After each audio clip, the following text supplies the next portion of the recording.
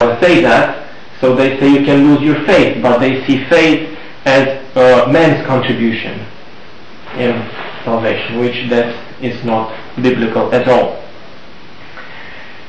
We are bound to give thanks always to God. You know what this means? That Paul was sure that what God has started in the hearts of those Thessalonian Christians, He will finish. That He will not stop halfway, that He will not change His mind, and that nothing will separate them from the love of God. And even if enemy will try to pluck them out of God's hands, they will not succeed. They are the failures, not God. So Paul can say that we are bound to give thanks always to God. Why? Because He provided an eternal salvation. So the second point that I want to make is that God provides, who is the author of salvation, provides an eternal salvation. For how long are we safe? This is not my subject today, but I just want to make this remark. We are safe as long as our high priest is alive. Yes. No more, no less. If our high priest dies, if our high priest passes away or falls away, we're lost, because we have no mediator. But our high priest is not a man. Our mediator is the man, Jesus Christ, who lives always to make intercession for us. And this is why we believe our salvation is eternal, and we should give thanks always to God for this salvation that He provided. Thirdly, we read, because God has from the beginning chosen you to salvation. Now this is the reason why Paul gives thanks to God. How would this passage sound like in the mouth of an Armenian?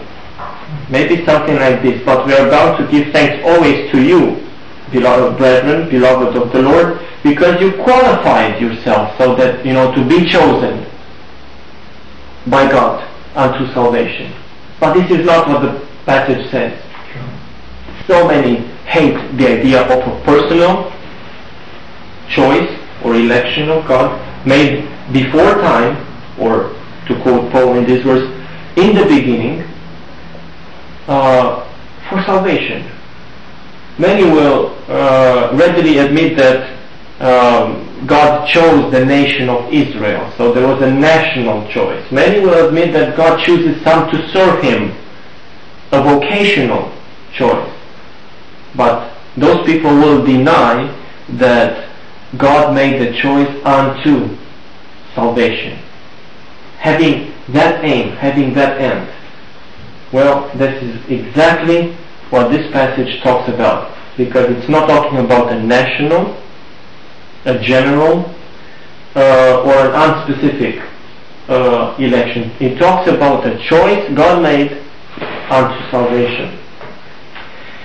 A choice, a selection, a preference, if you want, automatically and necessarily involves an omission. If you have in front of you 5 apples, it's not a choice if you pick them all. That's not a choice. But if you pick 2 and leave 3, or if you pick 4 and leave 1, that's a choice. That's an election, a selection. This is exactly what God did, and it implies in the fact that He says in the beginning God had chosen you. You is put in contrast with them in the previous context. Them that were given up to believe a lie, them that rejected the truth, them that received not the love of the truth, that they might be saved, and you that are beloved of the Lord, you that are chosen to salvation.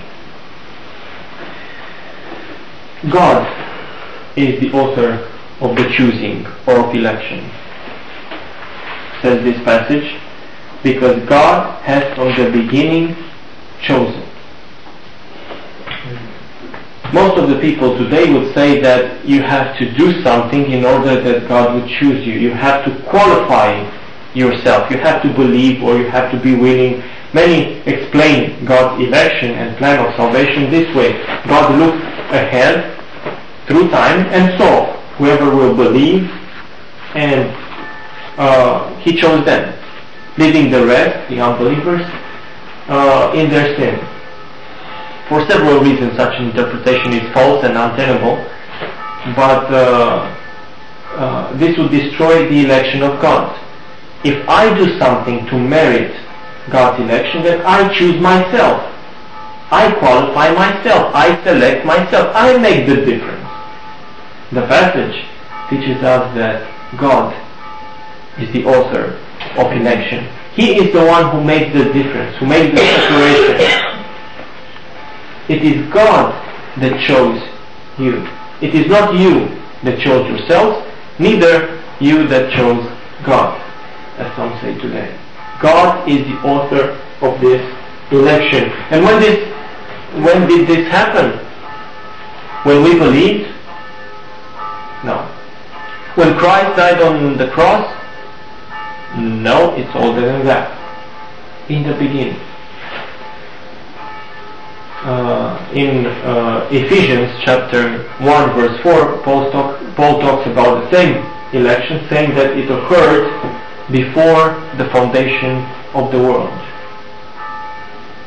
Whenever God decided to make the plan of salvation, that's where the choice, that's where election occurred. It's not something new.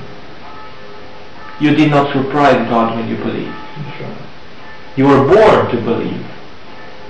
May I say that you were born to be here today. You were born to hear the gospel. And all the details of your life concurred in such a way that at one point God would open your eyes to see yourself as He sees you and believe what He says.